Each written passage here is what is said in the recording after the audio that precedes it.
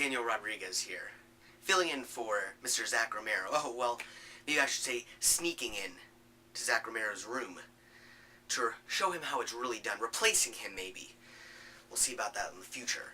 But, you know, I've watched about a dozen horrible horrors, and that is a dozen too many, let me tell you. Now, I don't really have the movie critiquing or movie reviewing experience that Mr. Romero has, but I do have some filmmaking or movie making experience. You see, I chronicle my freshman year of college online. Well, that doesn't matter. That's irrelevant. I digress. So, Zach Romero, he made a challenge to anybody who didn't like his work, who thought they could do a better job. He challenged them, so I'm calling his bluff. I'm here today to show him that a rookie, a newbie, can do just as good as a job as he can, if not better. Recently, and quite poorly, may I add, Zach Romero critiqued a film, Wes Craven's classic, The Last House on the Left. Now, I haven't seen that version of it, but I did see the 2009 remake starring the bad guy from Ghost and the kind of stuck-up bitch who turns out to be pretty cool from Patch Adams, starring Robin Williams. Now, since I've seen that remake, and he did the original, I thought, well, why don't I do Horrible Horrors? This time, starring me, Daniel Rodriguez. 1, 2, 1, 2, 3, 4.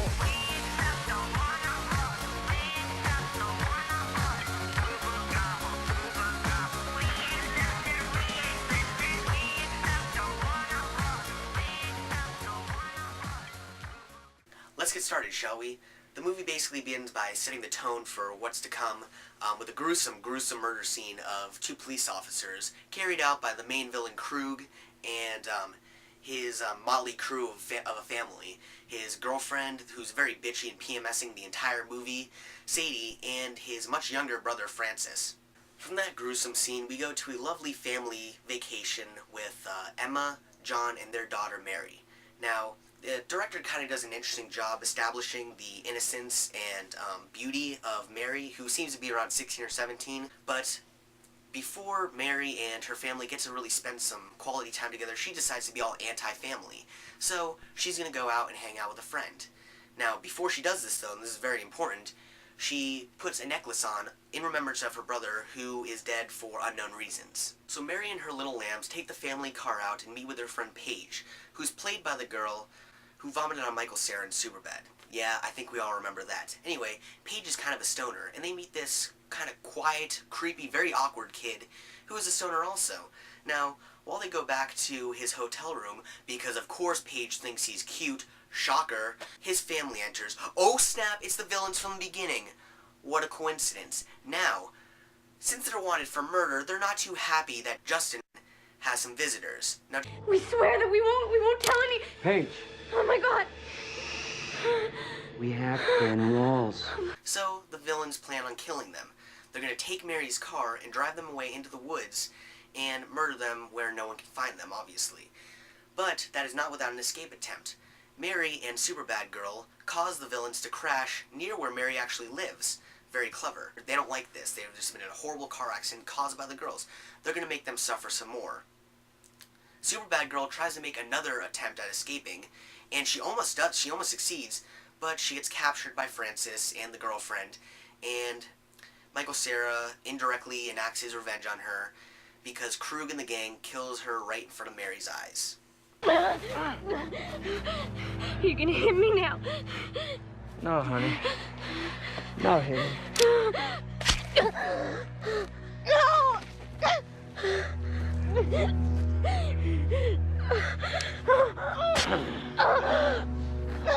No! That'll teach her to throw up on Michael Cera. Anyway, back to the torture. Now there's a pretty graphic and rather long scene where Mary is raped by Krug. I'm not going to show the rape scene because that's kind of tasteless and rather irrelevant, but basically, people have criticized the director for even putting it in and having it be so long, but I think it kind of just makes the movie more terrifying. After the rape scene, Mary shows her sheer resilience by hitting Krug over the head with a branch and making a run for it. She actually makes it to the lake, and luckily for Mary, she's a competitive swimmer. She's being shot up the whole time by the gang, and actually, you think she's going to make it, but, and this is where my jaw dropped, she actually does get shot. She's left there laying bloody and seemingly dead.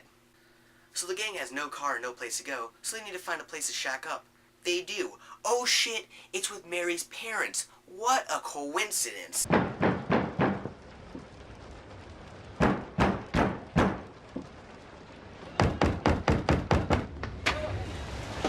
There's been an accident. Okay, so Mary's parents, not knowing obviously that Mary's dead and that the people in front of them are in fact the people who killed Mary, they are very cordial to the gang and actually invite them to sleep in their guest house. Before bed, they even sit around talking and drinking hot chocolate together. Now, Justin, remember the creepy pothead? He's going to walk into the kitchen and he sees a picture of Mary on the refrigerator. Oh shit. Justin, who is already nervous to begin with, starts to freak out. Oh, that's our daughter, Mary. McCarthy. Sorry. Justin, honey. Justin, honey. Are you okay? What's wrong? Anyways, at some point during the whole terror of Mary and the super bad girl being killed, Justin finds himself in possession of Mary's necklace. Remember the one that she put on in the beginning of the movie? Well, since he's freaked out and feels rather bad that all this has happened, he leaves the necklace on the counter by his glass of hot chocolate. We all thought Mary was dead, right? Well, actually, she isn't. She miraculously crawls back to the house and makes enough noise for her parents to come outside and find her lying on the ground in the rain. Mary's dad happens to be a doctor, and after bringing her inside the house and lying her on the living room table, he can tell that she's been raped. A very, very sad and emotional scene between the parents is shared, and this is really where I got choked up.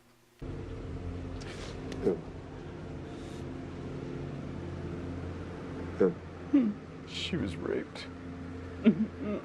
No. No. No. Motherfucker. Around the same time, Mary's mother finds the necklace on the kitchen counter, and then also thinks about how freaked out Justin was when he saw Mary's picture on the refrigerator.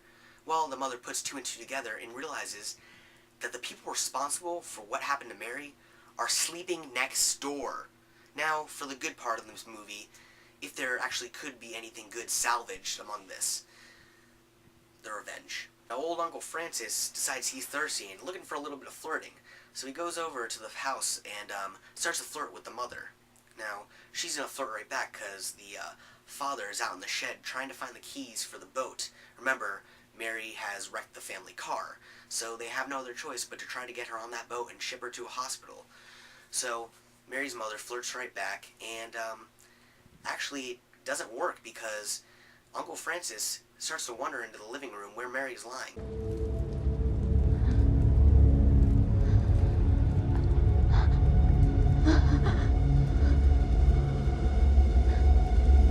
Son of a bitch.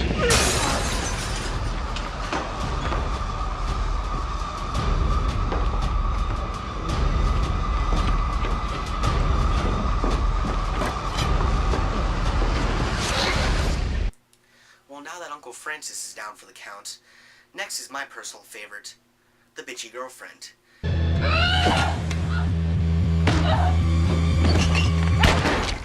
And then we finally have Krug. Now, the director in the movie has established that Krug is basically the scum of the earth. He is the person that everyone fears because of how realistic he possibly is. Krug makes his way over, while his girlfriend's being killed, very classy, to the family house, only to find that Mary isn't lying on the table anymore.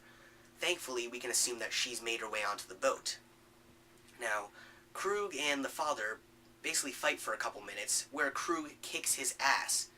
He makes one big mistake, though. He gives the father motivation. You want to hear what I did to Mary? Let's just cut to the chase here to save some time. Here's what happens to Krug.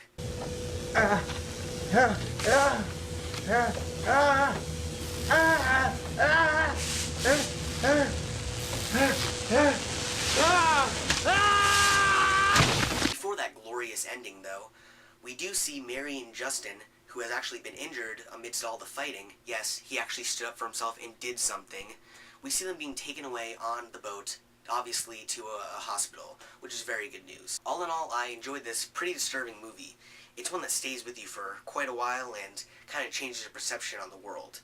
I was on the edge of my seat the entire time and found myself yelling at the TV screen, whether it be for rooting for the parents or yelling at them to make the right next move. I'd recommend checking this out if you can handle some realistic thriller and horror movie. Who the hell are you? What the hell are you doing in my room?